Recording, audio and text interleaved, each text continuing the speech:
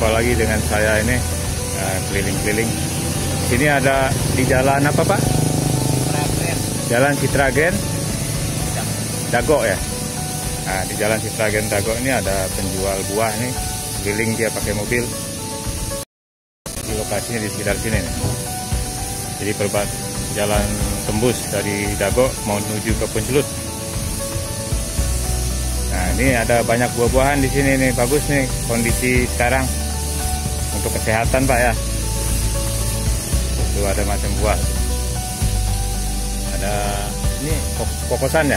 Kokosan, kemudian ada itu buah naga, ada jambu biji, manggis, buah apa lagi itu? Ada kurma, apel, jeruk dan lain-lain.